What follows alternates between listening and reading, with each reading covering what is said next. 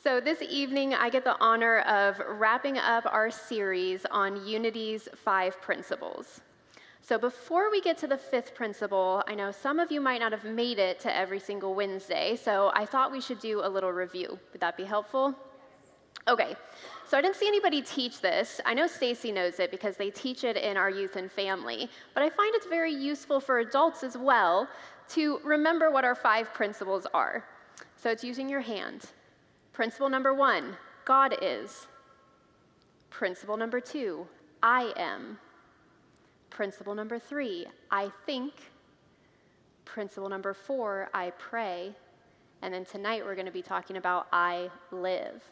So principle number 1, God is. It talks about the nature of God, moving us from the idea of a Santa Claus type God who's watching us and judging us and meriting out reward or punishment, to the idea of God as the one presence and one power that permeates all of existence, that's all around us and within us, and that is absolute good. Principle number 2, I am, talks about what humanity is. That if God is all there is and God is good, then how can we be anything but good? Principle number 3, I think, is about the power of our thoughts and our mind to shape our experience of life. And then principle number 4, I pray, is about the tools of prayer and meditation that help bring us back into alignment with that spiritual truth. So before I get into principle number 5, which is I live, I want to give a little bit of history. So the Unity movement began with a husband and wife, Charles and Myrtle Fillmore, but really it began with Myrtle. So the ideas and the teachings that Unity teaches really aren't new ideas, and they weren't new ideas at the time either. You see, Myrtle and Charles were alive at the same time as people like Emerson and Thoreau, the transcendentalists, who were already talking about this idea that there is a divine spark that lives within each and every one of us.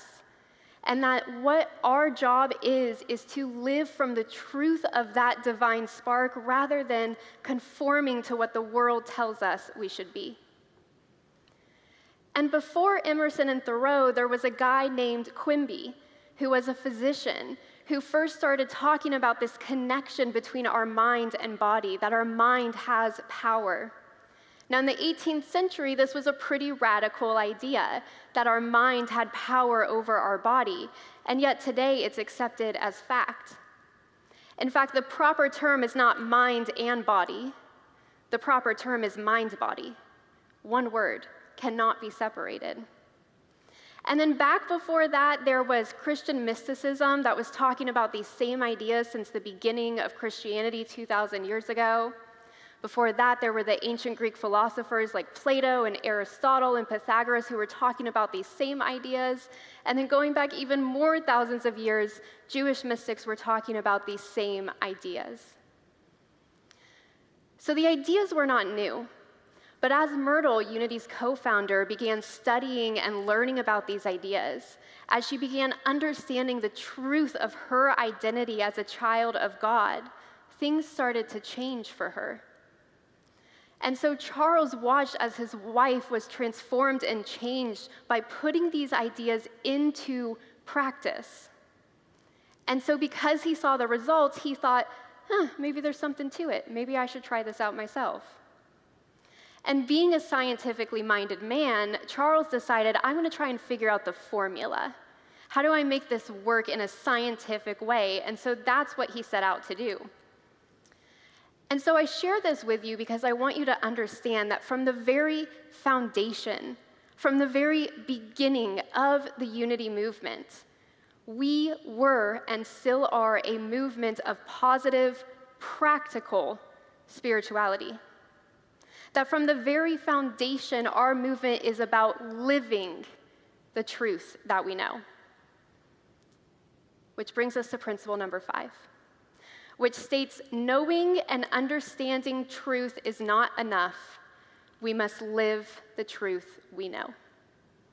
Or as I like to say, living the truth. That's the easiest way to remember it. So in the Bible, in the Christian scriptures or the New Testament, there is this ongoing debate about faith or works. Which of these is better? Is it about what you believe, or is it about what you do? Now, in a way, Jesus was actually rebelling against the idea that it's about what you do. You see, the religion that Jesus was born into, the religion that he grew up in, and the religion of his people, had a lot of specific rules and laws that you had to follow to be right with God. And what Jesus was saying was, yeah, you're doing the right things, but you've totally lost the plot. You're forgetting the point. So let me give you an example. The commandment says, love your neighbor as yourself. And so what happened was the Jewish authorities put laws in place of what your duties and your obligations were to your neighbor that were demonstrating that you loved your neighbor as yourself. And then Jesus came in and said, yeah, but you're not supposed to do it because you have a duty and an obligation to do it. It's not just about doing the right thing. It's about the feeling of love in your heart for your neighbor. That's the point. So in a way, Jesus rebelled against this idea of what we do being important, that it was more about what we believed and what we felt. So this debate continued in the New Testament and in these different letters. And then along comes James, who says, show me your faith without works, and I by my works will show you my faith. Basically saying to the people, show me what you believe without showing me what you do, and I by what I'm doing will prove what I believe. I love this because he goes on to say that you need both. It's not about just doing the right thing, it's about believing and doing. He said that works is what makes faith complete.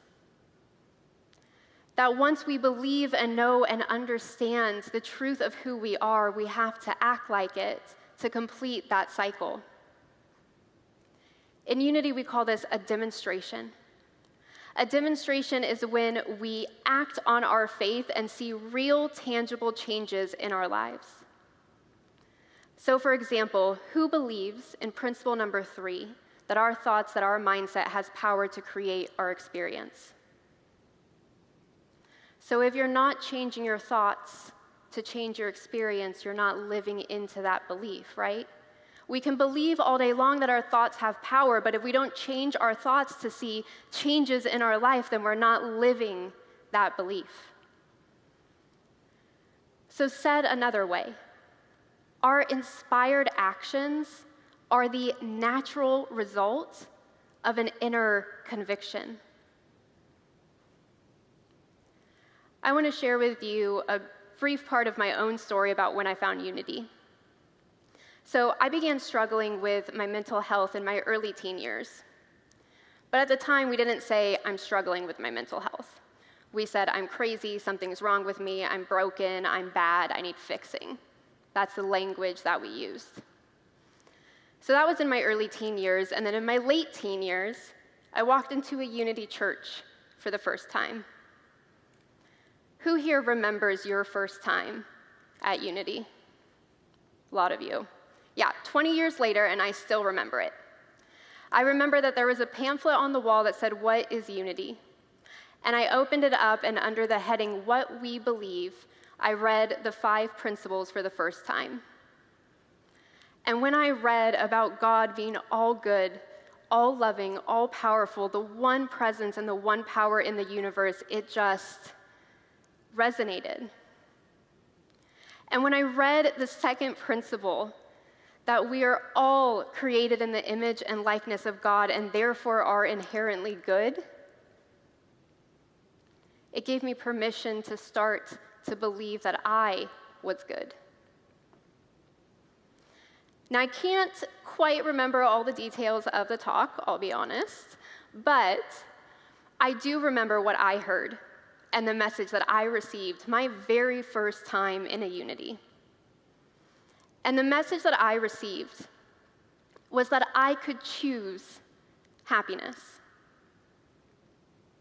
And for somebody who was a teenager and felt completely out of control and like I had no control over anything that I was feeling, the idea that I could choose, that there was a power within me that was greater than the circumstances going on in my life, that it was inherent in me, it was a game changer. To understand that no matter what was going on with friends or boys or school or my parents, that I could choose happiness. All right, now believing that is one thing. Living that is a whole other story, and a story for another day.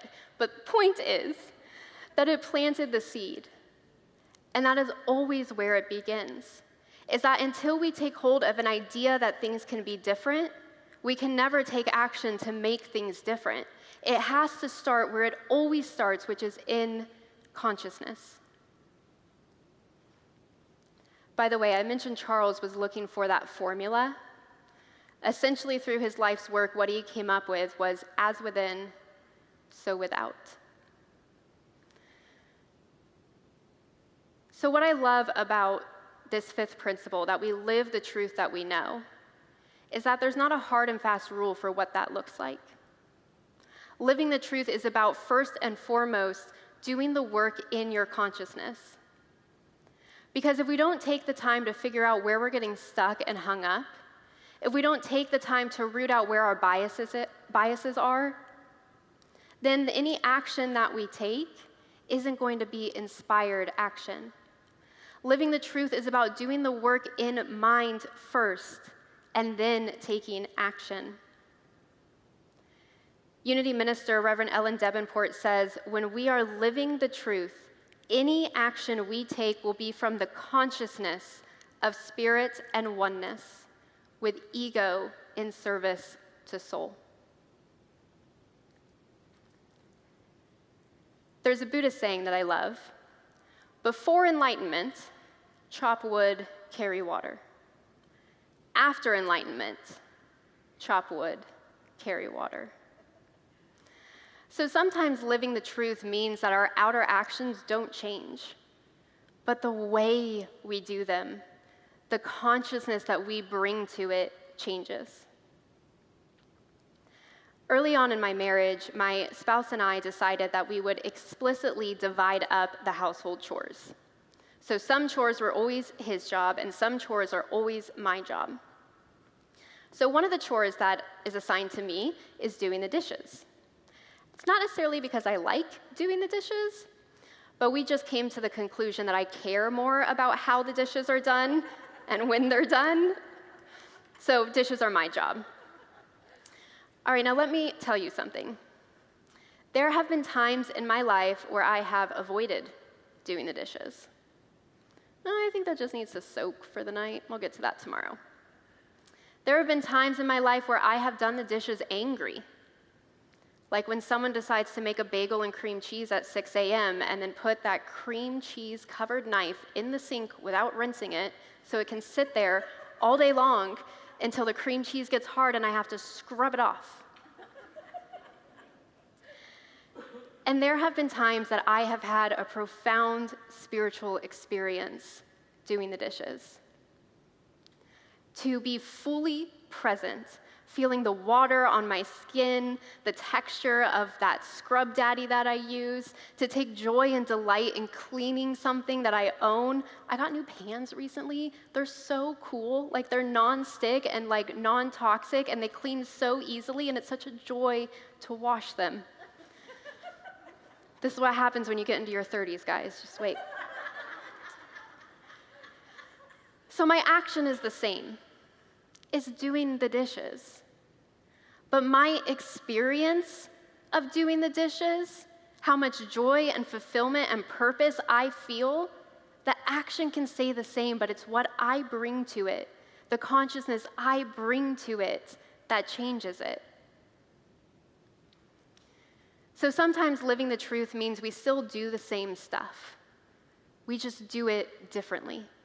We do it with a different consciousness. And other times, living the truth means it's time to make some changes.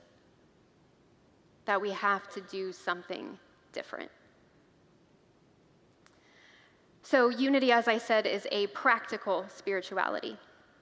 And so I want to share with you a very practical tool that you can use to help you live the principles and live the truth in your daily life. All right, so we have to start with a scenario. So let's take one that probably everybody can find their place in.